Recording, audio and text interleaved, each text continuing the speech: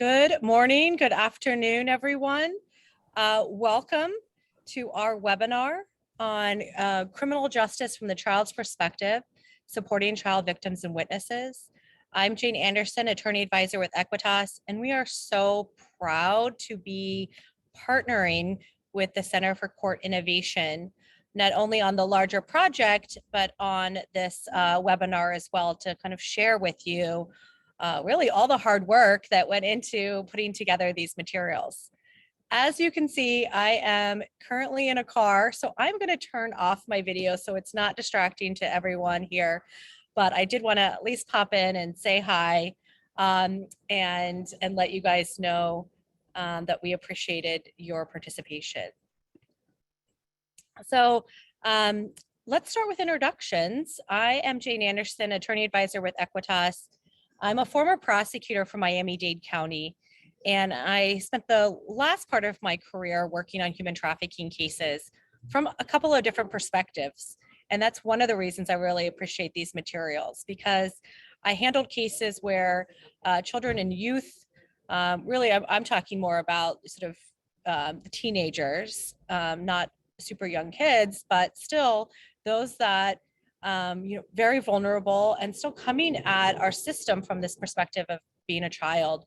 Sometimes they came as, coming in the criminal justice system as a respondent in a juvenile delinquency case. Sometimes through our dependency processes, we ended up merging those at one point for trafficking victims, and then also prosecuted felony cases where youth were the victim or witnesses in my cases. And so this kind of comes from it from all perspectives, and I'm hoping that we can share that with you. Shashika? Yes, hi, good morning, good afternoon, everybody. Thanks so much for joining us today. My name is Shashika Piligama, and I'm a senior program manager at the Center for Court Innovation. We're based in New York City, and we're really grateful to have you all here to talk about our project and supporting child victims and witnesses, with a particular focus on supporting young trafficking survivors.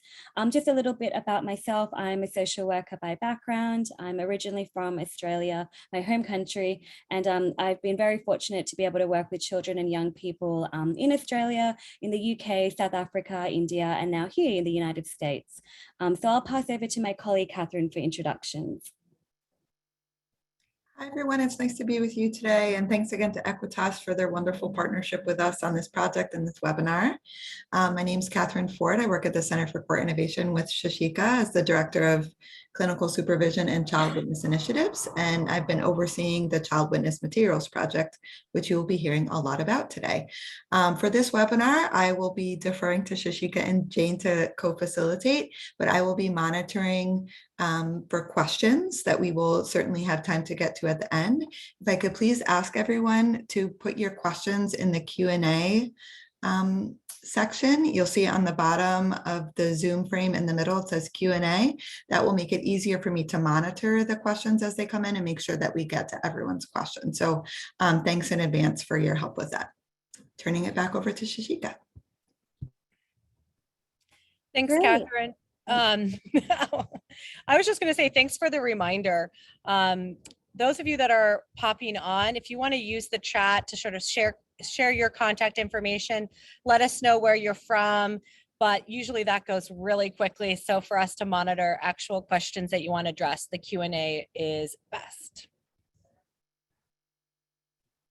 Okay, so I'll just talk a little bit about who we are at the Center for Court Innovation. So as I mentioned, we are based in New York City, and we are a justice reform agency that's really focused on equity and justice and supporting and promoting healthy and thriving communities and transformative justice systems all across the country.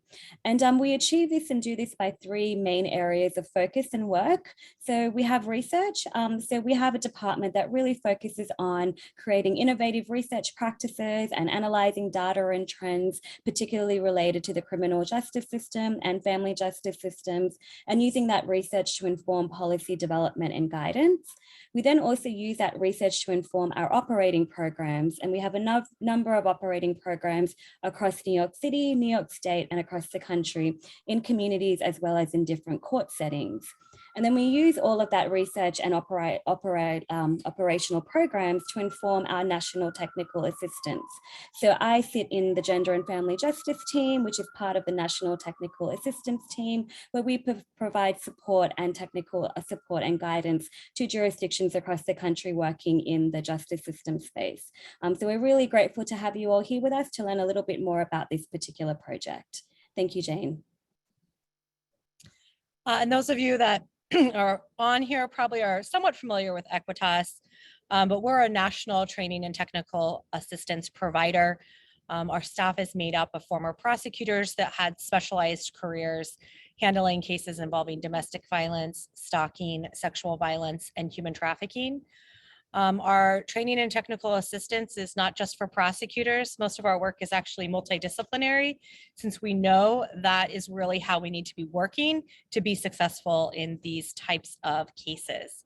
We strive to be innovative. That's one of the reasons why we partner with folks like the Center for Court Innovation, informed by the latest research. And I think what I'm most proud of is that we can provide practical strategies that you can immediately start applying to the work that you're doing on a daily basis. So the agenda, we're going to talk a little bit about how young trafficking survivors experience the justice system.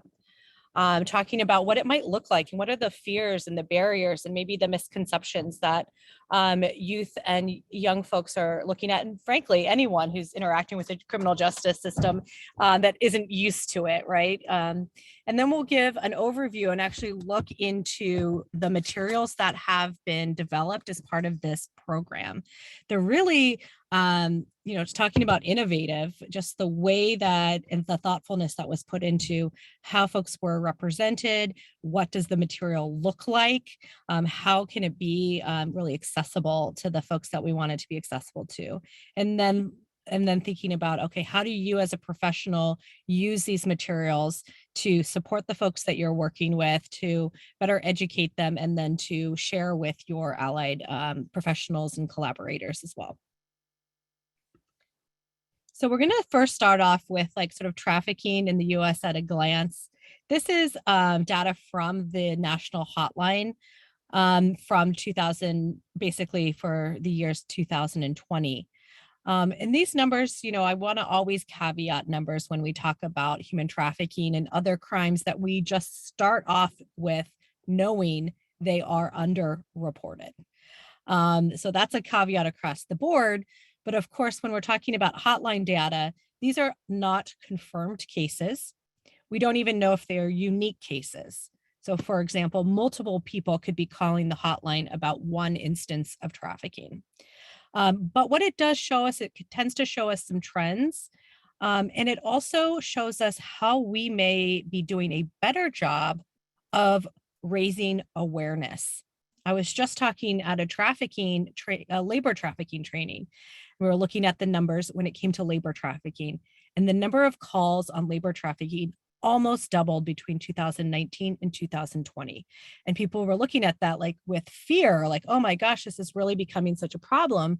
And I said, you know what, actually look at this as a positive thing. This means that there are more folks out there that understand, that are looking for, that have eyes and ears, looking for vulnerabilities and trying to access help and services for folks that may be trafficked. But all that caveated, the data shows us that in 2020, there were 10,583 cases reported to the hotline. Of those, 28% were victims in sex trafficking situations. 28% of the sex trafficking situations were minors, and 4.6 were foreign nationals. And we're looking at 15.4% of those victims in labor trafficking cases being minors. And the higher number of minors involved in labor trafficking were foreign nationals. So that gives us a little bit of a snapshot. Prosecutions at a glance. So this is, who is already, not just who's being trafficked, but of those who is interacting with our criminal justice system on different levels. So between 2004 and 2013, there were 37 plus suspects that were referred to U.S. attorneys So federal level prosecutions that related to commercial sexual exploitation of children. So that's the number of suspects that were referred for investigation. Those suspects could have multiple victims. And so we're really looking at a large number of those related to crimes involving commercial sexual exploitation of children. That's the federal level. A snapshot from 2018 shows us about the state level cases, and that's 21 state attorney general's offices. They reported handling 1 to 10 criminal cases involving minors. 3 of those offices reported handling 26 or more cases in that single year that involved minors. And then looking at these federally funded task forces, and those cases come to the criminal justice system through local, state, and federal cases.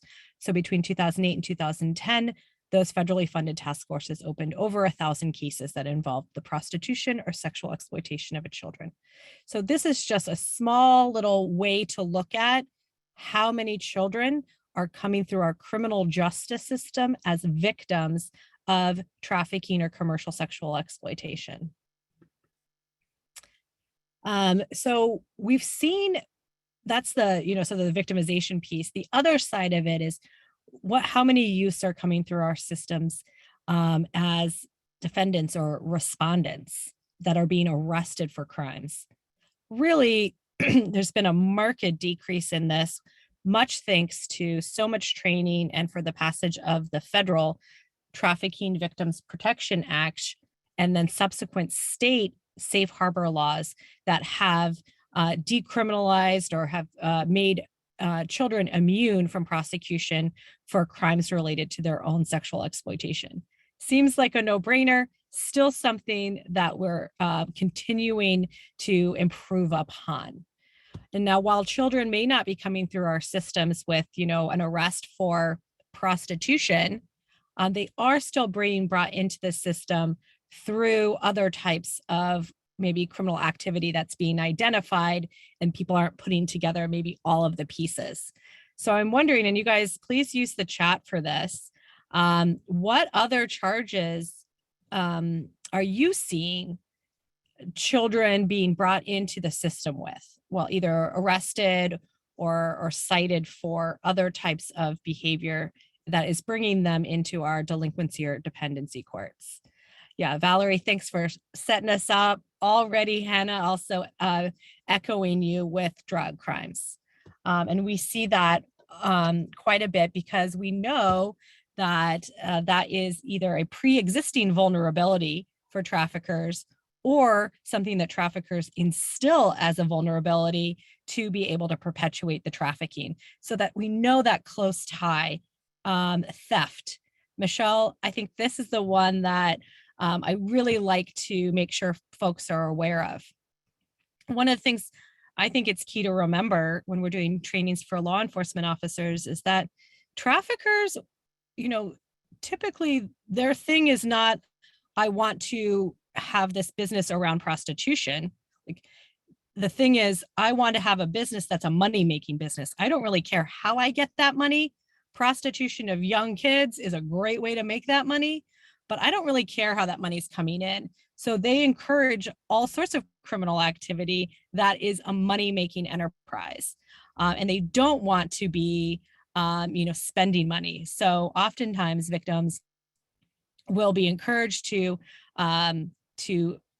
perpetrate thefts or will be forced to perpetrate thefts to get things on their own because they don't have control over their own money. So if they want to practice safe sex, they'll have to shoplift condoms. We hear that, but also theft from other people as a money-making organization. So both of those are great. We've seen a lot that involves sort of like false names to police, providing false identification, lying to the police. So those types, that sort of category of crime. There are also crimes of violence that violence can be fostered by a trafficker. So really think broadly about what types of crimes this might come into and not limit your screening to prostitution or drug crimes.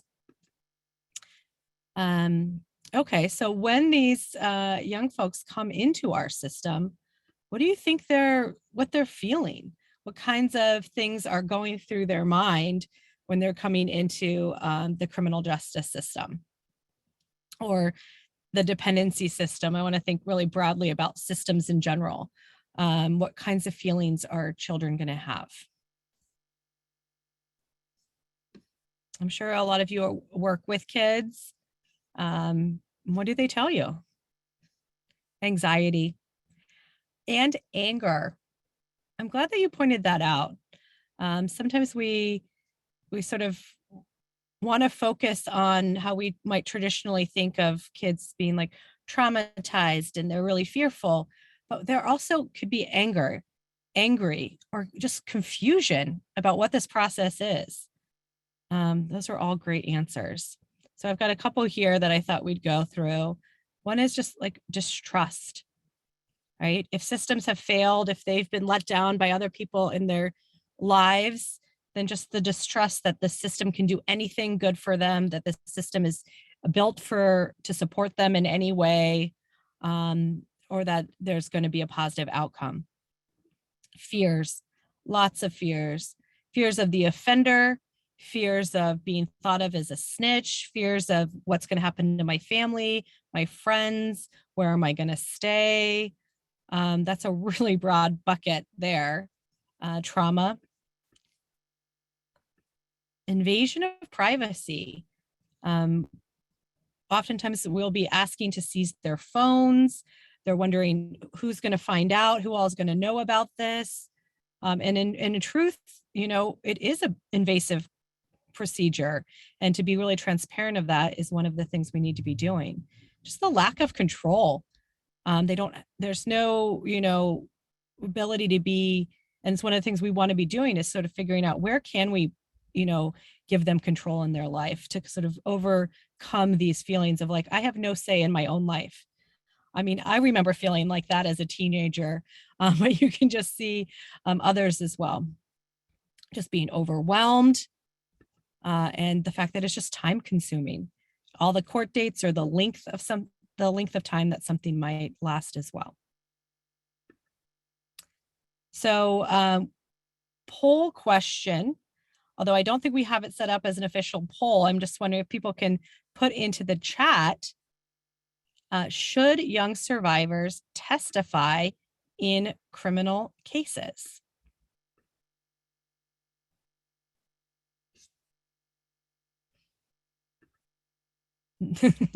No. Put that in the Q&A. You can feel free to use the chat for this function, but I appreciate your response, Poonam. And I'm curious, that seems like to me a very strong sentiment. So if you wanted to elaborate, and Shashika, I thought maybe I'd pull you in unexpectedly as well.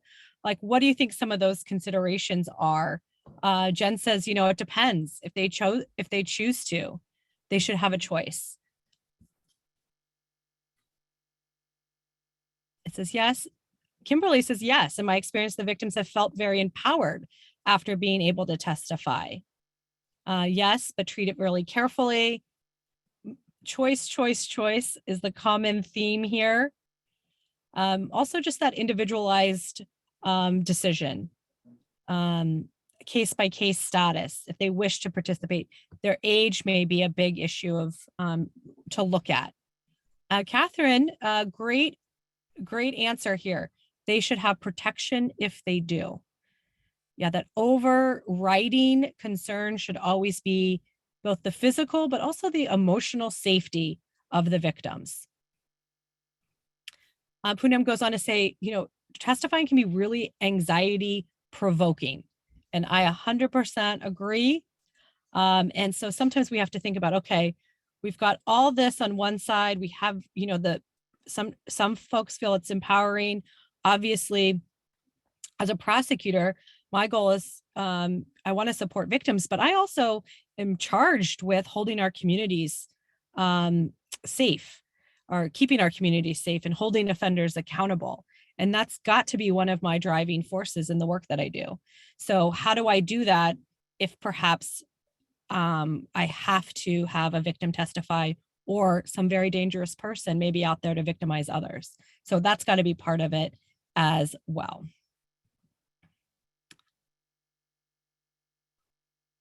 So roles and responsibilities. And so I'm curious about, I wish if we were live, I'd be following up with some of you in the chat and saying, okay, well, what's your role? And if these roles and responsibilities and the differing roles and responsibilities, how it impacts like what your answer would be, right? Law enforcement probably more likely to say, yeah, we really need them to testify. I want to put this bad guy in jail. Along with prosecutors, we're probably more on that side of things. And maybe as victim advocates or a member of a youth's greater support system, you may be more willing to say, hey, listen, I got to care for this victim first. That's my primary and sometimes my only responsibility is to support the victim. So I think you guys nailed some of the considerations that I know Shashika and I came up with, which was, let's do this on an individualized determination. Let's not presume anything as well, because presuming what's good for a youth is also taking away a level of control and autonomy from that youth if we just assume things. So recognizing that youth themselves may have conflicting and complicated feelings about testifying. I was just doing this role play exercise with a prosecutor who primarily works with juveniles, and we were sort of doing a trial prep role play, and she was interviewing a victim, a young victim, and in the role play. And she did, I think, something that was really great. There was all this anxiety that was obviously bubbling up. And she said, you know what, how do you feel about like running through some practice questions?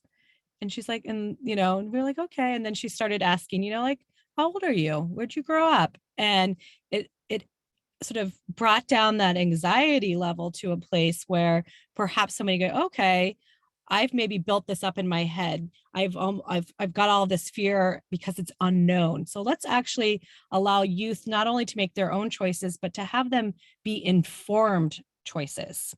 Because many youth, many witnesses across the board do feel that empowerment that some of you guys shared in the chat. So a case analysis is also important because there are oftentimes, especially trafficking cases involving minors, prosecutors have a lot of strategies of how to successfully prosecute those cases without victims having to testify. That's not in every case, and it's definitely not the preferred way to present a case in court, but if it's possible, that should be part of the consideration or determination. And then how can we say, yes, this is going to be anxiety inducing. There are perhaps going to be these traumatic responses we may not be able to eliminate, but let's think about how we can mitigate and minimize it. And I think that's really one of the goals of these materials that we're getting to. We promise we'll show them to you, is trying to sort of provide those strategies to survivors to in and of themselves start working through that, and also with their support system and partners.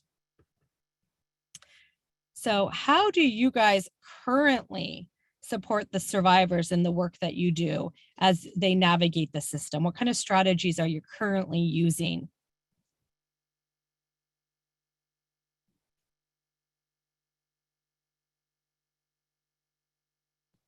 And this can be in your current role, or maybe if you've previously worked with young survivors, things that you did to help prepare them as they were going through the justice system, even little tips or strategies that you do. We'd love to hear from that. Well, Catherine, I think, was responding to my previous question, but she brings up a good point, which is one of those strategies is to try to earn young people's trust that may have those feelings of hopelessness, this feelings of overwhelmed, of not being in control, and that trust building process. Audrey, I think because we're doing this as a webinar and not a meeting, you are all muted, and I don't think I can change that. Sorry.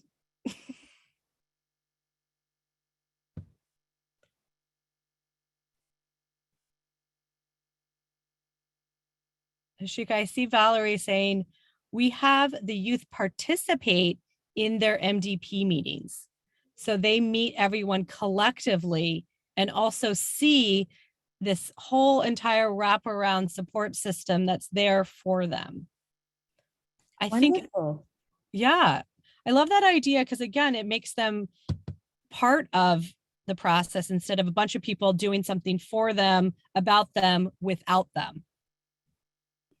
Absolutely, wonderful strategy. And then we've got another one. Rachel mentioned we have a room decorated for children away from the courtroom, so they don't have to come in contact with the defendant or their family. That's a really important consideration and definitely something that's very anxiety inducing, having to see the defendant in court. And then we also use a dog to help comfort them. Oh, that's beautiful. I'm a big fan of comfort dogs and dogs being used in therapeutic settings. So that's a wonderful approach. Thank you for sharing. Everybody loves the dogs, especially if they have like their own. Does your dog have its own little business card with a photo? They're the best. Wonderful. And I know, Audrey, yes, apologies that you aren't able to unmute yourself, but please feel free to drop any other thoughts that you might have in the chat and we can certainly get to them later. Okay. All right, so it sounds like a lot of you already mentioned some wonderful strategies that could be utilized to support young survivors as they're going through the justice system. But we just have here a couple. They're not certainly the only ones. It's not an exhaustive list, but just a few that we can draw upon. And most of these are based on our own suggestions as frontline workers, and through research, what we're seeing is the most effective. So one of them being consultation with prosecutors. As Jane already mentioned, not all cases necessarily need the young survivor to testify in order for the case to successfully be prosecuted or to go through court. So it's really important that those initial conversations are being had with prosecutors to see whether or not the young person has to testify, and if they do, what considerations or measures can be put in place to help that young person. And we actually have a little bit more information about that on the next slide, so I'll pause on that for now. But the next point is regarding crisis support. Oh, sorry, Jane. Did you want to take this one now? I'll go ahead. So we'll go ahead and then we'll get to the consultation with prosecutors. So crisis support. So sometimes, you know, as the workers in the system, we know we do have to have this case going through the system and we have to facilitate that. But we also have to remember that this young person, they're going through their own things. So this case might be one part of what they're going through, but they might be going through other things that are really front and center in their mind. They might need housing support or financial support, or they might need to be linked with therapeutic services or other types of support. And they might really be in a space of crisis. So it's really important to recognize that we do need to meet the young person with where they're at in terms of their own journey and what's going on in their own life, and that we balance that with what we need them to do or what we expect them or what's needed throughout the case process. And that we're really emphasizing that we're not just treating them as a number or someone to help with developing the case, but we're really trying to understand what they need and working with them, particularly if they are in a crisis situation. Something that we find really great strategy when helping young survivors or any young person that has to go through the justice system is providing education. So we all know that the court systems, criminal systems, they can be really confusing and overwhelming. A number of you had already put that into the chat about how you think young people experience systems, and Jane also elaborated that a little bit more. And so one way to kind of mitigate that is to provide that education, really explaining to them what will happen, what they can expect, who all these people are that they might actually interact with. I can see someone wrote about coping items, exactly, having some type of, you know, things that they can keep in their pockets or things that they can have with them as they go through these systems if they have to testify, and particularly focused on touch, smell, sight, exactly. All of these things can really help to bring some anxiety down and really help to stay focused and grounded at what has to happen next. And that really ties in nicely to anticipating and addressing emotional issues. So we all know that going through these systems can be really anxiety inducing, can bring up a lot of emotions, particularly if you have to recant and talk about something that's really traumatizing, very sensitive, very deeply personal. So anticipating that ahead of time can be really helpful, and then putting in place some of the strategies that all of you have mentioned in the chat. So making sure you've got supports in place, maybe providing a comfort item, recommending recommending that the young person bring something with them or prepare something in advance that can help them to really try as best to bring the anxiety a little bit down. And then that ties in really nicely with teaching relaxation and coping skills. So we're very big, and you will see these in the materials, we're really big on promoting resilience building and coping activities. It's something that we firmly believe that any person of any age can do at any time, whether it's as simple as a breathing activity or a little grounding exercise or something that involves just moving your body when you're feeling a little bit worked up. So these are all things that can be easily taught to a young person to kind of help them to build their own skills and their own tools to go through these really complicated and sometimes overwhelming processes. Another strategy that we're really a firm believer in and that we've seen people do time and time again is the court preparation work and accompaniment. So that's, again, tying into the justice system education point about really explaining what the court setting might look like, who will sit where, what to expect, what the process looks like, and then maybe also having a support person to go with them into court. So sometimes we have victim advocates that might sit in the courtroom while the young person is testifying, so they have a familiar face to look at and have someone that they can focus on if feeling a little bit nervous. And I can see someone else put in the chat that another strategy is assessing for youth being possible victims, so we can keep in mind other reasons that may need it. Exactly. So we know the young survivors that we're working with, they come with, they're not just one issue that they're coming with, there's a whole host. And so we're making sure that we're being really, really holistic with our approaches and that we're really focusing and centralizing on their needs. And we're not just talking about the case, we're talking about exactly everything that they need. And someone else worked, I'm currently a social work investigator, had a client difficulty sharing verbally their thoughts. Oh, wonderful, encourage them to write them down. Perfect, that's a wonderful strategy. Communication is really important throughout these processes. And we know that not everyone communicates or feels comfortable in the same way. And we are also talking about teenagers here, let alone the traumatic experiences they might have gone through as well, developmentally as well. Teenagers sometimes going through a period of transition, it can be a little bit overwhelming to have to communicate with a number of different adults all the time. And so providing different avenues for communication, such as writing things down or sharing thoughts in another way, is a wonderful strategy. So thank you so much for sharing that. And then lastly, another strategy is processing outcomes. So we all know that the criminal legal system in particular is imperfect. And sometimes, a lot of the times, we often have outcomes that are really unfavorable. And so it's about talking to young people about how can we process those unfavorable outcomes and how can we make sure that we're centering it back onto the healing journey. So unfortunately, maybe we didn't get the outcome that we wanted, or that should have been the case, but it doesn't mean that what you went through isn't valid. Your real emotions, your real experiences aren't valid, and that you can take the steps towards your healing journey.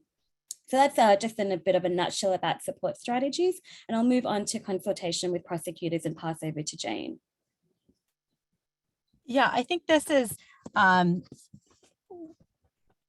one of the more empowering things you can do is to actually be working collaboratively, and you've got to have these conversations in advance. So if you're working with a youth that may or may not have to testify, don't have this conversation at the eve of trial.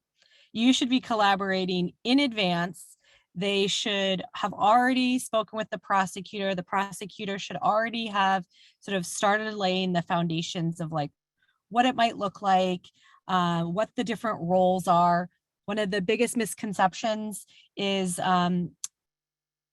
folks will think that the prosecutor is their attorney. And so think, oh, you're my attorney. So those types of things, we can have those in advance. But then the idea is, what would it look like for that person to testify? Like considering the impact, asking for that.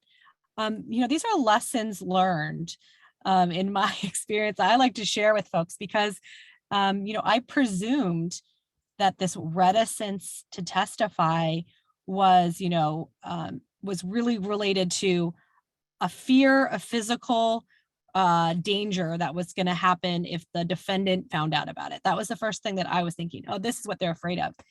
So I was doing a great job of like saying about all the safety measures we could do, all of this. And then it turns out I was like, well, what are you afraid of? And they're like, I'm afraid of, like everybody will know, or that nobody will believe me. So not making presumptions, let's talk about what really are these fears and barriers, and then try to figure out, okay, well, let's talk about, the limits of disclosure and how information is shared, and other things I can do to protect your identity and to protect certain types of information. I can also go through interview techniques and, okay, let's run through a couple of questions. Let's see what it feels like. And then love always sort of going to the courtroom, showing the youth around, okay, this is where you're going to walk in. This is where you're going to be sitting with your advocate in advance. And then we're going to give you this time, you're at one point, the defendant's going to be over here. You don't need to look over there. There's going to be one time where I ask you to look over there. Other than that, you can just look at me. You can look at your support person. You can look at the jury if there's going to be a jury, but just really trying to preview it as much. But really the key to it is not the prosecutor. The key to it is the support system that's built around that and that has already been in place, hopefully, to be doing the work, really the hard work leading into the trial, and then also preparing for the sort of aftermath of what that might look for. And then also not being afraid to have folks in interviews with you. I think young prosecutors and law enforcement folks without a lot of experience, we always say, we don't want to have another witness by coming in and being as part of this interview. But there's lots of strategies we can do to mitigate that. So I'd rather have a victim youth feel supported in an interview and have to deal with the fact that I've maybe made a new witness, because there's lots of strategies I can do to deal with that. And that's my job in the courtroom. It's not the job of the youth to conform to our systems. It's our job to build a system within which they can participate with safety and autonomy.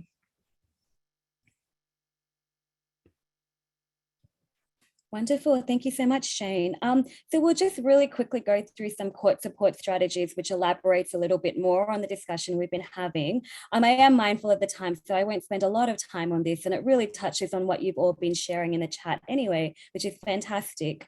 But some court support strategies that we've been seeing that can be really effective throughout the process is working with youth to identify supports. So one of you already mentioned this in the chat, making sure that you are doing a full assessment of what the youth might need and really meeting and addressing their needs, and making sure that you're not implementing any services or doing anything that could feel coercive and that could even replicate the situation that they might have actually been leaving. So that's really important, really identifying and working with them to identify supports. Validating all feelings. So as you all identified through the chat, let alone the trafficking experience in of itself, but actually going through the system. Oh no, I think we've lost Jane, so I'll just continue while she comes on. But going through the system can feel really overwhelming and can come with a host of different emotions, such as anger or fear. So we're really wanting to make sure that we are validating all of those emotions and making sure that we are not trying to downplay what a young person might be feeling, and that we're really meeting them where they're at, that it's okay to feel any way that they're feeling. So if you don't mind, I'm just going to see if I can actually share my screen. So just bear with me. So sorry for this. Okay, looks like I can. So we will go ahead. Technical difficulties for Zoom as normal. So just bear with us. Okay. Oh, Jane, looks like you're back.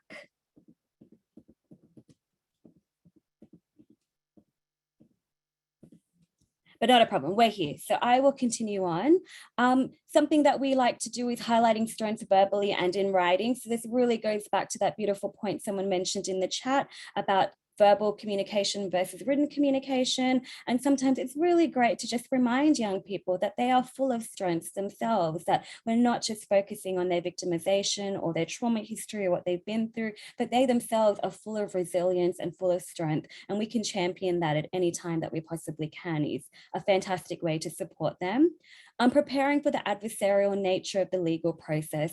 This is a really important one because sometimes when young people are going through court, particularly if they're testifying and the defense attorney is coming in and asking all these questions, it can feel really overwhelming and challenging. And so preparing the young person for them, that they might have to expect that, can really help to kind of some way mitigate some of that anxiety that might come up. And Jane, I might just pause there in case you're there, in case you want to add anything to that from the prosecutor's point of view.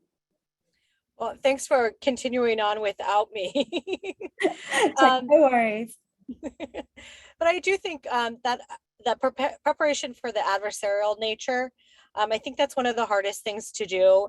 And it's where I have those conversations about, what does justice look like for you? And I think you talked about processing outcomes as well, and having that conversation from the very beginning, that determination, that outcome does not eviscerate their experience or whether I believe them or not. And so I think that's one of the things that I like to stress during those processes. Absolutely. Thank you. And then teacher coping strategies, we've already talked about that, but on top of that is developing safety plans. So we know that these young people might be coming from a situation where they might need protection or might need to develop a safety plan to keep them away from the trafficking experience, whether it's the trafficker themselves, the exploiter, or known associates. So making sure that we're really working with them to help them to identify what their safety needs are, and then what can be done to develop a plan around that. So then moving on, again, we've already touched a little bit about this, but there are some things that we can do as well to support young people before they begin testifying and what can be done before the actual court hearing. So as we mentioned, exploring possible triggers. So sometimes certain points of conversation or certain words even, or certain maybe people or anything could be a trigger for a young person. And so if that's identified at an earlier stage, it's helpful to be able to manage that, and then teaching the young person also to be able to manage that when they're in the courtroom. Providing a space to talk about feelings and making sure that they're able to express themselves. We hear them, we believe them, we validate their feelings, their experience is real, and also allow them to be able to ask any questions that they may have about the court case, being really transparent with what will happen and what could happen, and also setting up those expectations. Discussing clothing options, so really highlighting that the court days for them to feel comfortable, so seeing what clothes they might have access to. If they don't have access to clothing that might feel appropriate for court or that they feel comfortable in, you can make referrals to charities or nonprofit organizations. One point of the clothing, we recently spoke to a prosecutor's department in California, and they actually went through this huge endeavor to make sure they were linked up with charities that they would have appropriate clothing for young people when they attended court. But one thing they didn't manage to do, and they wish they had done in hindsight, was actually ask the young people whether they wanted this clothing. And one quick example is that they kind of, not forced, but they kind of really encouraged this young person to change out of the clothing she was in. She was held in detention, so to change out of those clothes into just regular clothes so that they thought she would feel a lot more comfortable. And she shared with them afterwards that she hated that because she much would have preferred being in the detention clothing, because then it looks like she was kind of made to participate in this process. She was asked to testify and brought in to testify. It wasn't of her own choosing or own volition. And she was worried that if the defendant saw her in plain clothes, that they would think, oh, well, maybe she chose to do this. She wanted to do this. Look, she came all nicely dressed for the day. And so they really learned from that, well, oh, this can have unintended consequences, us trying to do this nice thing. So it's really important that you all mentioned it in the chat, that you're really meeting the young person with where they're at and what they want and what they feel will be the best for them, whether it is even such a simple thing as changing clothes or not. Another thing is packing an overnight bag if the young person has to testify in a community or location that's away from where they normally reside. And then working with caregivers. So it's really important that we're also building a network of support around the young person, and a caregiver is the primary support for any young person in most scenarios. And so really informing them of what's going to happen, keeping them in the loop, and making sure that their questions and needs are addressed as well is really important. And then finally, after court, we really advocate to continue providing support, obviously within the bounds of your role. Sometimes your role might naturally come to an end in terms of supporting that young person, but if there's ways to make referrals out or even support them in another way, we would encourage that. Again, trying to build on the young person's strengths and ways they've been resilient. So we're not just focusing on their victimization and their trauma, but also looking at them as this broader individual that has their own strengths and resilience. We might need to update safety plans. So again, depending on the outcome of the court case, the young person might need to maybe relocate, or maybe might need an order of protection put in place or something, whatever needs to be done to improve their safety, particularly if it has direct linkages to the court outcome, needs to be done. And then also providing connection for healing opportunities and even maybe educational and career pathways.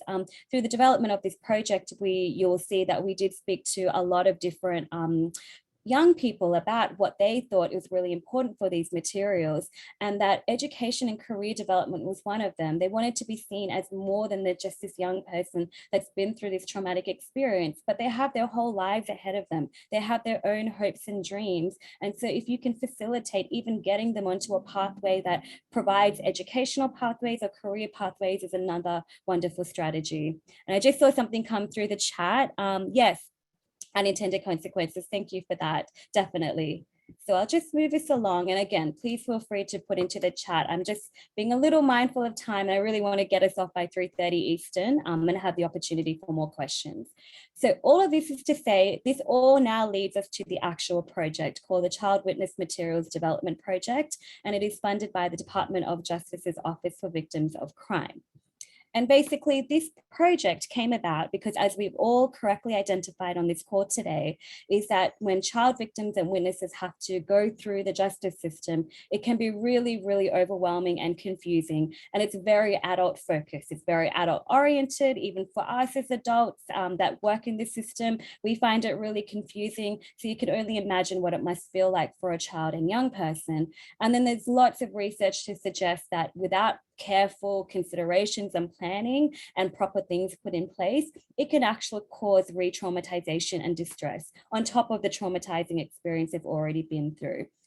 So with this awareness, there was a strong need and great desire from the actual Office of Victims of Crime to create trauma-informed and child-friendly support materials that could help children as they're going through these systems. It was inspired by OVC's Vision 21, which was an initiative that they came up with to kind of articulate what can be done to better serve victims of crime. And it was also inspired by an old publication from the federal government called BJ Goes to Court, which explains about the court process, but it's quite outdated. But in spite of it being quite outdated, it was the #1 downloaded publication from OVC. So they really recognize that something else needs to be created to update these materials. And so we at the Center for Court Innovation were funded in 2016 to create materials for children ages 2 to 6, 7 to 12, and 13 to 18 that will really illustrate and educate them about going through the criminal, legal, and child welfare systems. And we're pleased to say that they were published last year in 2021. However, what we noticed is that these general materials don't actually address the needs of young trafficking survivors. And as we've already spoken about, the unique experiences and needs of young trafficking survivors are quite divergent from those that have maybe experienced other types of crimes. And they're divergent in a number of different ways, but some key ways are the dynamics of exploitation and often the relationship with the exploiter. So we know that a lot of young trafficking survivors genuinely have this bond and this relationship with the exploiter. Not always, but a lot of the times, whether it might be a family member or someone that they're involved in a romantic relationship with. And so sometimes they don't even identify themselves as a victim of a crime or don't see themselves as a victim. And so it can be really complicated to unpack all of that and actually kind of illustrate what's going on to them. And so we really recognize that the general materials don't really speak to this dynamics and this complicated relationship of exploitation. And then another thing is that we've already spoken about is that unfortunately, a lot of the young survivors are not coming through just as victims, but unfortunately are also coming through as defendants. So defendants on associated crimes that are linked to their exploitation. And so we really wanted to make sure we created upon this dual victim defendant status. And so we also recognize that because there are a lack of special materials to support young trafficking survivors, we were really grateful to Victims of Crime in 2018 to create specialized materials. And so we'll go into those very quickly. And then, okay, So we'll go into those. Then, so just to speak really quickly about how we actually form the materials, we like to provide this kind of grounding just to contextualize that this was a very large endeavor and that a lot of different perspectives came into the development of them. So we formed a national stakeholders group that was formed of agencies that work directly with young trafficking survivors and work at various points in the system and have different perspectives to offer. So they really helped us to create and develop these materials. We then conducted a national needs assessment in 2019 to really understand, well, what are the needs of young survivors as they're going through the justice system and what should our materials really touch on. Then we actually developed them. So the content, the style, the illustrations, I will get to that a little bit later, but you'll see on the right-hand side an image. All the images come directly from the materials. They're very graphics based. So we wanted to make sure that we created materials that were engaging and pleasing for a young person. Then we actually pilot tested them with young people across the country. We asked a bunch of practitioners that are really experts in the field of anti-trafficking to review them and to provide as much feedback as they can. Same with the young people. We really wanted to incorporate young people's feedback into them and then develop that into the finalized products. And then the OVC and other federal agencies reviewed the materials as well, just to make sure that everything was above board and that it was an applicable document that could be used across the country in any part of the country. So just moving on, these are the list of our partners and stakeholders. I won't go through them all. You can just read them from the screen. But AEquitas being one of our main partners, we're so grateful for their support and the expertise and that they provided in the development of these materials. We could not have developed these materials without the support of all of the stakeholders that are named on this screen. Then moving on, as I mentioned, we did conduct a national needs assessment in 2019. That involved reviewing existing publications, seeing what else is out there when it comes to supporting young survivors. We facilitated interviews with practitioners and those working very closely with young survivors, and we held a number of focus groups. We also disseminated an online practitioner survey and we received over 70 responses. And then we used all of that to compile a report with findings and recommendations, which will really help us to develop the materials. So just to provide a kind of a snapshot of some of the findings that we elicited from the needs assessment, I'm sure most of these will not be surprising to you all, but one key thing that we did find that I want to really highlight is that trafficking happens to anyone and everyone. Doesn't matter of age, background, gender identification, it is prevalent across all communities. However, we did find though through the research that Black and brown girls tend to be overrepresented and that sex trafficking does tend to elicit higher numbers, more frequent numbers. And so we just wanted to bear that in mind when we are developing our materials. What we were also finding is that a lot of cases involve sex trafficking. However, child labor trafficking does happen as well. So as Jane mentioned, from 2019 to 2020, she's seen an increase in the number of labor trafficking cases being reported. And we view that as a good thing, a positive in one way, because it means that there is more identification and more recognition that it's not just sex trafficking we're talking about. Labor trafficking most definitely is happening in this country. It sometimes does fall under the radar and fall through gaps, but it is something that we really should be involving in our discussions when talking about trafficking of young people. As we mentioned already, I won't go through that survivors do experience symptoms and behaviors associated with trauma. And so that's something we really wanted to carry through in the materials. Language is really important. We really wanted to make sure that our materials are not victim blaming in any way. They seek to validate their real experiences and emotions, and also things like even victim or survivor. What we found through our research and needs assessment and through our own practices in working with young people is that terms like victim and survivor don't always resonate with young people. They might not affiliate themselves with those terms. So what other kind of terms could we use to kind of really explain to them what's going on? As I mentioned before, we recognize that caregivers also need information. And then we also recognize that practitioners themselves, it is like quite a unique skill set to work with young people and then also work with young people that's gone through this really traumatic experience of trafficking. And so practitioners are really letting us know that they would love to have some support materials themselves to help them in their work with young people, particularly young trafficking survivors. And so we took all of that information that we learned and we partnered with two design agencies, the Center for Urban Pedagogy, CUP, and Alternate History Comics, Comics. And then we convened even more stakeholder meetings. So AEquitas came to a whole bunch of meetings that we had to really discuss the needs even more and unpack how to develop these materials. We also held specialized focus groups with labor trafficking expert practitioners and foreign national survivor expert practitioners, because again, we identified early on that this was a major gap and we did not have enough knowledge or expertise around those areas. And so we really wanted to increase understanding of that. So it was really, really important for us that that was part of the conversation. And then it was really important for us to involve actual young survivors in the creation of these stories and to make sure that it actually is on par with what they might have gone through and that it feels relevant to the experiences of the young survivors. And so we had a group of survivors that we worked with that helped to really contribute to the storyline creation. And you'll see some of their quotes as we go through. So again, as I mentioned, pilot testing was really important for us. So once we had developed drafts of the materials, we pilot tested them at the end of 2020 to the beginning of 2021. Because it was in the peak of COVID, we unfortunately couldn't travel anywhere, so we did have to rely on Zoom, but we were really grateful to have 17 young people from across the country really sit down and do an in-depth analysis and review of the materials, and they provided phenomenal feedback. And we're really pleased to say that we incorporated pretty much all the pieces of feedback that we received into the final products that we have now.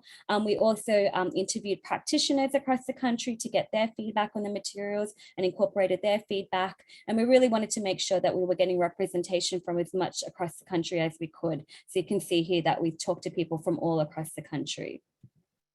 Then we also did an online expert peer review where we sent out online surveys to high-level people that are working in the field and experts in the anti-trafficking field to get their perspective on the materials and have them respond to a series of questions and recommendations for final products.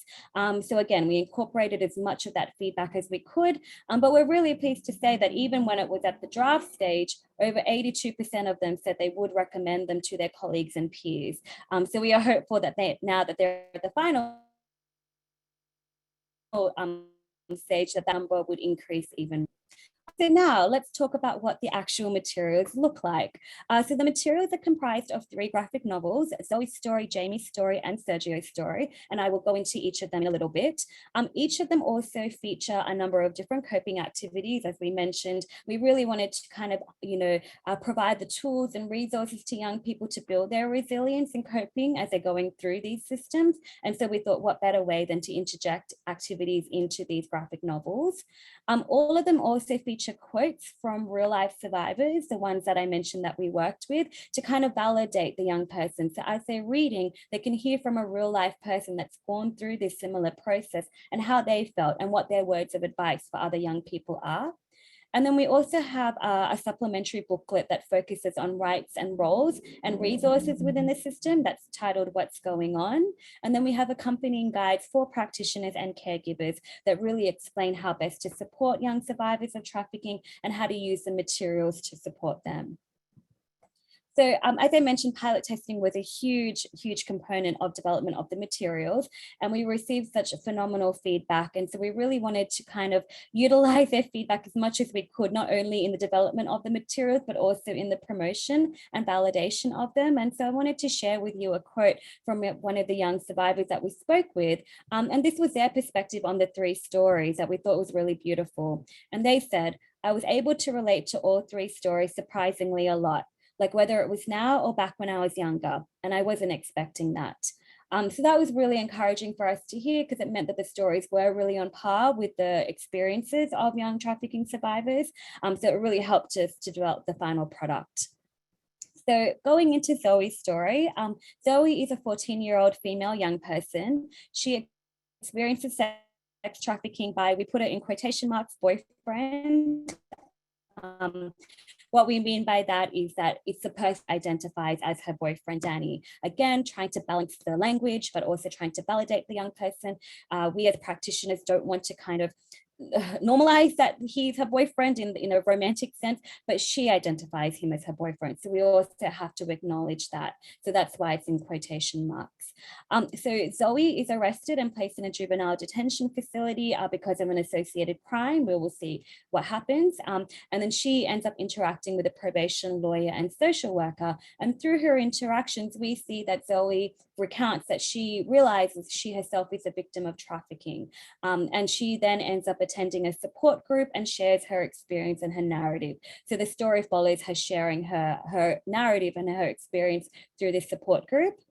Zoe's story has 3 different coping activities: take a breather, which is basically a breathing activity, making some space, which is very much a mindfulness meditation activity, and a taking care of me checklist. That checklist was actually a recommendation of some of the young people that we spoke with, who articulated that they really love the use of coping activities, but they wanted us to know that everyone is different, right? Some people might find breathing helpful. Other people might find, screaming into a pillow helpful, or there are all different ways that we cope, and there are all different strategies that are in place. And so they really wanted us to kind of offer different options that a young person might be able to utilize, that some might feel more relevant to them than others. So that's how that taking care of me checklist came about.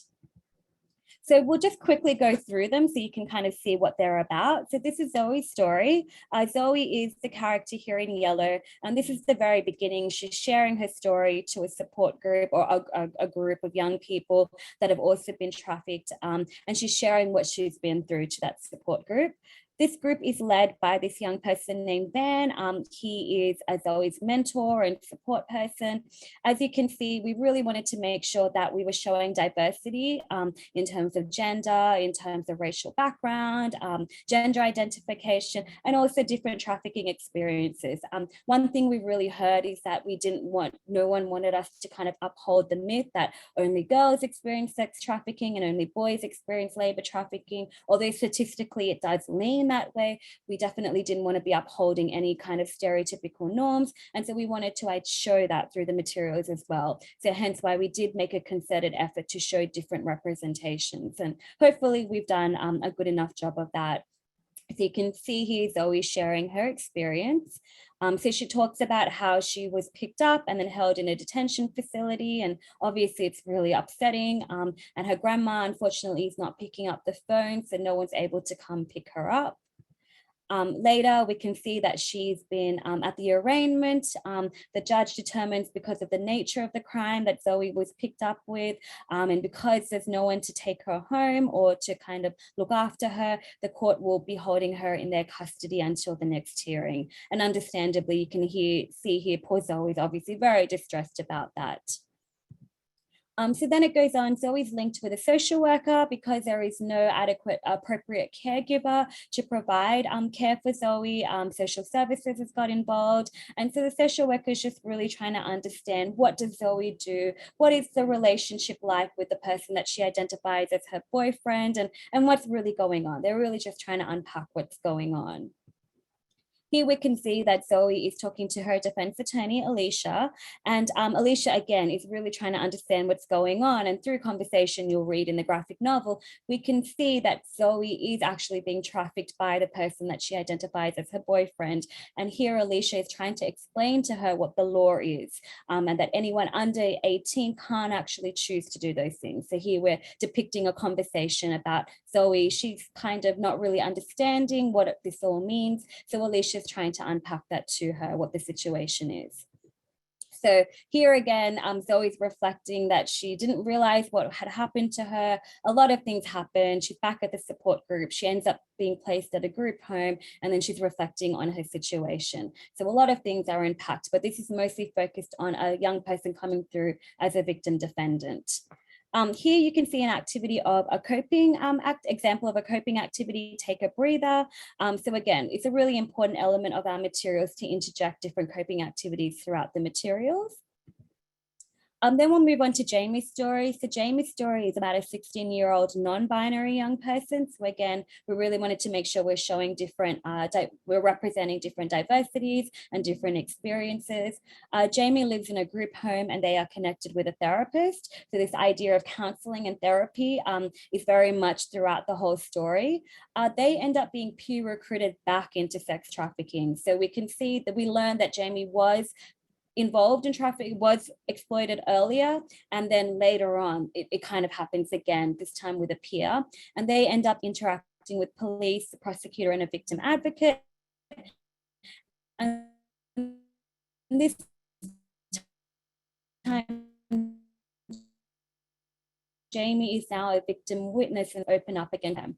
Coping activities form part of Jamie's story, which is getting it out, moving your body, which is about physical movement, and then again, the taking care of me checklist. So here we can see Jamie is connecting with their therapist at the beginning of the story. They've just moved into their new group home. They, as it is, it's really nerve-wracking moving to a new group home, having to connect with other young people again. But they found this one young person named Gigi, who they've started to connect with, and they hope they can form a friendship with them. Throughout the story, we learned that Gigi is actually being trafficked by her cousin, Bobby, and then Bobby is making Gigi recruit other young people to come to these parties. And so here we can see Gigi asking Jamie if they'll join her at one of these parties. Jamie, understandably, is really conflicted. They want to help their friend out, but they don't want to get back into this situation. They're not sure if they should go or not. They end up speaking with Marcus, who's another person who lives in the group home. They discuss a plan of going to these parties again, but Jamie's, again, feeling really conflicted about it. The story progresses a lot more, and then we can see that things have already happened. Bobby ends up, the trafficker ends up being arrested, and now the police are opening up the case. There is an investigation going on, and they've brought in Jamie to see if they can ask Jamie some questions to help them to build their case. And we can see here Jamie's not too pleased to be talking to the police officer. Again, that was another factor of our materials that I wanted to highlight. A lot of young people also really wanted us to highlight that there are imperfect interactions within the system. Not everyone's going to talk to you in a way that is maybe respectful or that feels validating. And while we should all be striving for that, we also have to be realistic that that's not always going to happen. And so they really wanted us to kind of depict different types of interactions, some not so great, some wonderful, some is what we should aspire to be, some is what unfortunately is happening, but what can be done to mitigate that. So this is an example of kind of an imperfect interaction. And then we see later on, Jamie's connected with a victim advocate named Karim, and Karim really does that court preparation stuff that Jane was talking about earlier to help them to prepare for testifying. And you can see here that Jamie is now utilizing a journaling activity. Again, like we said, therapy and like different therapeutic responses and activities are really stressed throughout this story. And so Jamie's kind of adopted that as a coping mechanism themselves. And at the end, Jamie is reflecting on their time, and we can see we don't have an outcome of the court case, but Jamie's kind of moving on to their healing journey and what they hope will happen next. So again, we wanted to share another quote from a young survivor. This comes from a question that we had asked them about the coping activities in particular, and whether they felt that they would be useful for other young survivors that might be reading them. And this is a really beautiful quote that we wanted to share with you, where the young person says, "I've always been the one growing up that's like, oh, deep breathing doesn't help. Therapy doesn't help. So when I finally did get into like the residentials and stuff, and my therapist, she taught me things like breathing, grounding, and those are things that actually help. So it would have been beneficial to learn it at a younger age." So again, that was really empowering for us to hear, because it really meant that we were on the right track of integrating these coping activities into our stories. So moving on to the very last story, which is Sergio's story. Sergio's story is focused on a 15, 16-year-old male, foreign national, experiences familial labor trafficking. Again, this was, I will be honest, a more difficult one for us to develop because, again, of more minimal information regarding foreign national experiences and labor trafficking. And so we really had to get as much information as we could to develop a story that felt cohesive and felt relevant for anyone that might be going through this type of experience. And one key piece of feedback that we heard was that a lot of labour trafficking cases are unfortunately not even making it to justice system responses or to the courts. Unfortunately, it seems like that's changing based on Jane's recent data. But at the time of developing this, that was kind of the data that we were seeing. And so one key piece of feedback that we heard was that, well, at the very least, hopefully these young people are attending school. So let's try to do the school, like focus on school settings through promotion and through the depiction of this story. And hopefully this may resonate with more young people and may actually bring it awareness to teachers that might even be reading this story. So through this story, we can see Sergio interacting with teachers and a victim advocate. Sergio ends up being a victim witness in a potential criminal case. We say potential because in the story, we don't actually see the development of the case, but we see that it could be a real possibility. And then again, we have coping activities. A different one in here is a mindfulness meditation activity. We learned that mindfulness and meditation can be taught at any age. It doesn't matter how old. And so we really wanted to integrate that into Sergio's story. So here we can see Sergio, it starts off in the class setting. Sergio is really tired and he's falling asleep in class a lot, and his teacher, Miss Fisher, is worried about him. She tries to talk to him, but he just does not want to talk to her. Sergio then ends up bumping into his friends in the school hallway. They've also been wondering, Sergio, where have you been? What's going on? And again, he doesn't really want to talk about it, but here we learn that he's been working at a restaurant, and it seems that he's working there quite a lot and he's missing a lot of school, so much so his friends haven't even seen him. Again, we see Sergio now connected with a coach. He does attend basketball training. Again, his coach is wondering what's happening with him, where he's been. Again, Sergio is just not wanting to talk about it, feeling really upset and feeling like everyone's on his case about what's going on. He's just not ready to talk about it.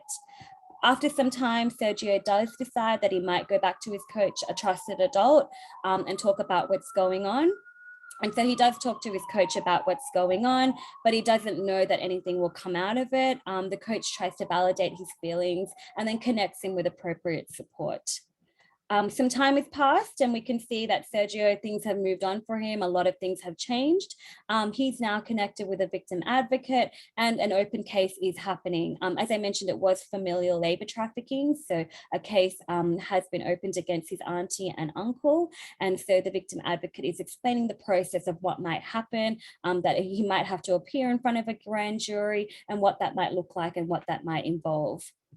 And then, as I mentioned, towards the end, we don't know the outcome of Sergio's story, but what we really want to reiterate and drive home to young people is that there is a network of support that's available to them.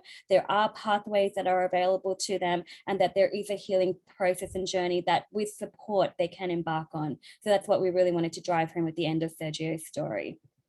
And then here, as I mentioned, we did have a group of survivors that kind of were our consultants on this project. And through interviews, we were able to elicit really key and insightful quotes that we interjected throughout the materials. And this is one of them from Melanie Thompson, who is one of our wonderful lived experience experts who works very closely with us. And then again, similar to the coping activities, we wanted to hear from the young people that we pilot tested with, whether they thought that these were helpful for them. And this is one really wonderful quote that we wanted to share with you, who said, "I like them, the quotes, because, you know, reading a story is one thing, but you can't just say that the story is real. But to have a quote from somebody saying that, hey, it's going to be okay, pretty much, and that I've been where you're at, that feels good. That is reassurance." So just moving on, the last piece of the materials, in addition to the 3 stories, is the What's Going On booklet. And this is the much more heavier booklet about kind of trafficking definitions, legal definitions, different court systems, what are your rights. So we really wanted to highlight your rights, not only as a victim witness, but also as a defendant, if you are coming through the system as a victim defendant. And then who are the different justice system practitioners that a young person might interact with, whether it's a defense attorney, prosecutor. As Jane mentioned, we really wanted to highlight the limitations of the different roles. So a prosecutor, unfortunately, is not your lawyer, but they can maybe do certain things for you. So what are the bounds of their role, and also the bounds of confidentiality within that role? We also wanted to highlight different resources and support that's available. And then lastly, we also wanted to highlight that even for foreign national minors, all of this information is relevant to them, but they might have additional needs such as immigration pathways and referral pathways that they might need. So we also highlight that in the book as well. So one kind of funny thing is that we actually didn't have this book available yet when we were doing pilot testing. It was very much in its draft format, so we couldn't show it to the young people. But all of them pretty much articulated that one piece of advice that they would give us is at the end of the books, putting in like hotlines or resources to call when you're in trouble. I think that would be a good thing to put in your book. So we very much took that feedback on board and we integrated that into this What's Going On booklet. We have a whole section dedicated to supports that are available to young people with a whole host of numbers that they could call or services that they could speak to one of their support people about. We wanted to really empower them with this knowledge of support that is out there. As I mentioned, we talk a lot about different rights. So here we can see an example of rights as a crime victim. Here is an example of explaining the role of the jury. So we try to use as youth-friendly language as possible to really explain what each of these practitioner roles do. And again, the limits of confidentiality or the bounds of their role. And then here we talk about different court systems. We have court diagrams, as Jane mentioned earlier. One really key strategy to prepare young people for court is to take them to the courthouse and kind of show them around who will be sitting where you will be sitting, where you might enter. But we do recognize that that might not be practical or feasible all times. So even using a diagram can be immensely helpful for a young person to really kind of lay out what they might expect on the day. And then so we just have a bunch of tips on how to use the materials. So one thing that we encourage is that you provide the materials to the young person as early as possible. So that way they are as well informed and prepared for the process earlier on. What we do encourage, although we are talking about young people 12 to 18, which is what these materials are geared for, we do recognize that sometimes reading these materials can be a little bit upsetting, or it might bring about a triggering memory, or something they might read might require a little bit more explanation. It might be a legal term. And so we really encourage to have appropriate adult support available for the young person when they're going through the materials. We would just really encourage not to just hand it to them, but to maybe sit down with them, or maybe link them with an advocate or another adult that can really walk through the materials with them. We do encourage that the materials can be read through in one sitting, or it can be read through at different times and in different sections. So as I mentioned, we have a bunch of coping activities in there, and they actually provide really natural stopping points throughout the materials. So you can stop at that point if you feel that the young person has had enough for that day, and then you can resume again later. It won't really upset the flow of the story. And then again, we also encourage you to read those that are more relevant. So if you're working with a young person that's only experienced labor trafficking, some young people do experience both sex and labor trafficking, but if it's strictly only labor trafficking, then you might only want to read Sergio's story. The other two may not feel relevant, but then they might as well, because it might feel relevant in terms of the young person's emotions and experiences in general. So that's completely up to you as a practitioner. We encourage you to actually do the coping activities with the young person, or kind of walk them through them so that they can practice doing them themselves. As I mentioned, just being mindful that content could be distressing or triggering. We really encourage you to ask questions to keep the young person engaged, and then adapting the materials for your local context. So as I'm sure you can appreciate, it is a difficult task to develop materials that are relevant for the entire country, considering that things are done very differently across jurisdiction. Even in New York City, things can be done differently across the city depending. And so what we just encourage you to do is that if you read a term or a process that may be called a different term or process in your jurisdiction, by all means, please explain that to the young person. You can explain, oh, that doesn't really happen here, but it's called this, or your process will look like this, or this is what will happen if you were going through what Zoe went through on this page. So again, that's all about adapting them and making them work the best for you. So now just coming to the final parts of the presentation about accessing the materials. So we are really pleased to share that the Office of Victims of Crimes have publish the materials, and they published them at the beginning of this year, and they were launched during Human Anti-Trafficking Month in January of this year. So we're really pleased and grateful for their full support of these materials, and they are available on their website, and we will share the link with you afterwards. Another thing to bear in mind is that we wanted to make sure these materials were as accessible as possible. So they have been translated into Spanish, Mandarin, Chinese, French, so more of a West African French, Brazilian, Portuguese, and Vietnamese. And they have been sent to the Office of Victims of Crime, and they will be published on their website very soon. And so they will all be available for free download. They are available for download in multiple formats. So you can download them to read them on your phone. You can expand the pictures, or you can download them to read them on a laptop or a desktop, or you can professionally print them or print them from an office computer. There are multiple ways that you can download and access them. We are currently working on converting all of the materials, well, the stories, into audiobooks. That was something, again, was a key piece of feedback from the young people that we spoke with, that audiobooks, podcasts, all of them are really popular right now, and will really help to increase engagement and accessibility for the materials. So we're currently working on that, and we really hope to have them ready by the end of the year for access and download. And then we're also working on developing a tip sheet for practitioners. As I mentioned earlier, that was a need that arose from our needs assessment from practitioners of having real practical tips of engaging with young trafficking survivors. So we're working on that at the moment, and also hope to have that available towards the end of this year. And then, as I mentioned, we also on OVC's website, when you look to download the materials, you also find practitioner and caregiver guides. So you can download the guide for practitioners, which really speaks about how best to use the materials, how to read them. They are in a graphic novel format. And for those who may be unfamiliar with comic book graphic novel layout, it can be a little confusing. So we've provided a diagram of how best to read through them, and then how tips for using the materials effectively, and then just general ways of supporting young trafficking survivors, and not only as a practitioner, but also as a caregiver. So there's a separate guide for caregivers. And then lastly, what we just wanted to highlight was that on top of these actual written materials that we've developed, we've also developed a podcast series that focuses on life after trafficking. And these podcasts were developed by Melanie Thompson, who is one of our survivor leaders and activists that works really closely with the Center for Court Innovation and worked really closely on this project. So she leads all the conversations. She speaks to a bunch of other people that she's really closely connected with, and they have really wonderful, insightful, and nuanced conversations about challenges and opportunities faced by youth who have experienced trafficking, and kind of some strategies for moving beyond that, what they went through, and kind of a little pieces of advice for other young people. So we'd really encourage you to check that out. They're available on our website at Center for Court Innovation, and that's the link there. But again, once you get these slides, you'll be able to access everything. So that's it, that's the end. So I might stop sharing there, and we have a few minutes left that we are happy to open up for any questions. And I apologize, I haven't been skillful enough to manage the chat and talk at the same time.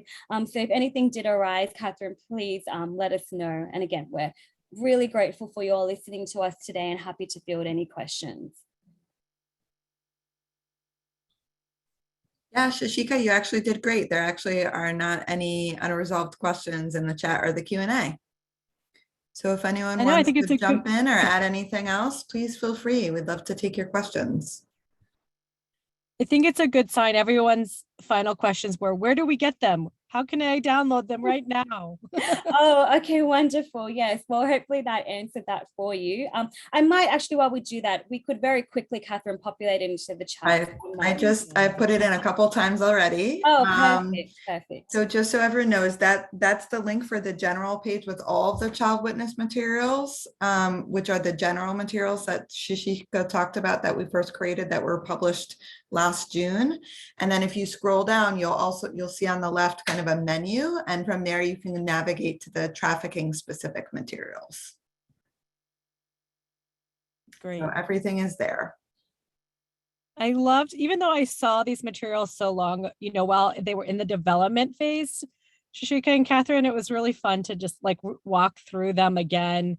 And they did such a good job. I have a like a 10-and-a-half-year-old niece, and graphic novels are how she digests, anything. She has an Anne of Green Gables graphic novel now.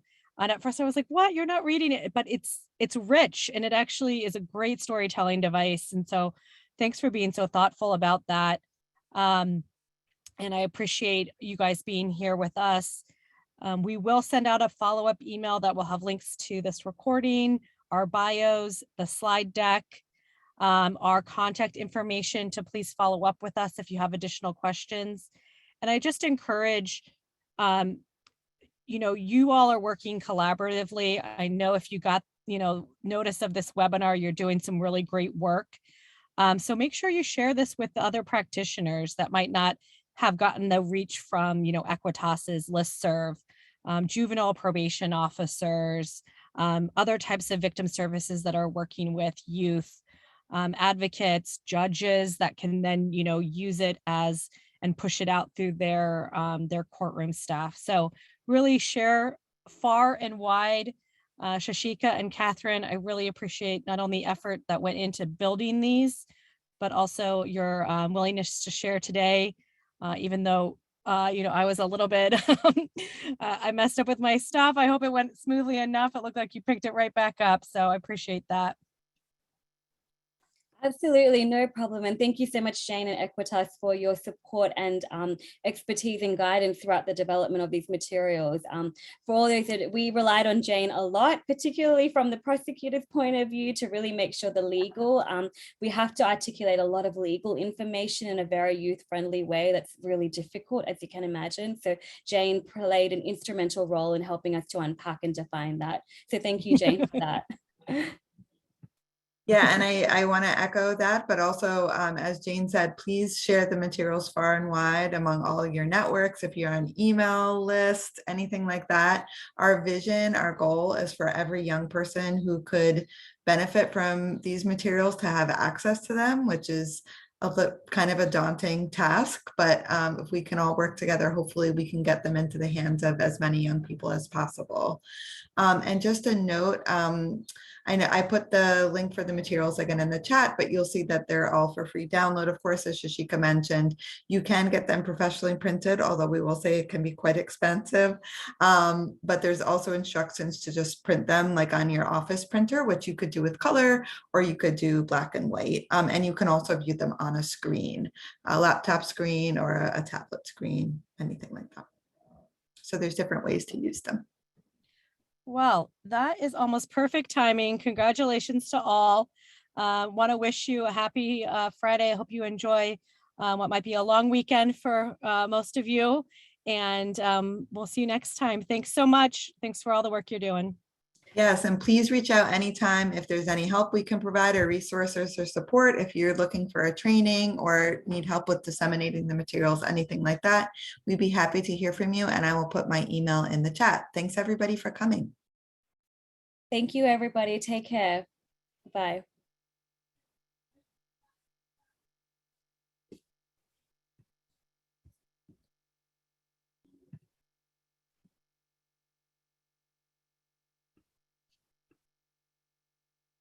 Okay, we can hop off now. I think Jane has hopped off, so okay. Okay, I'm gonna go, Catherine. Okay, bye. Bye.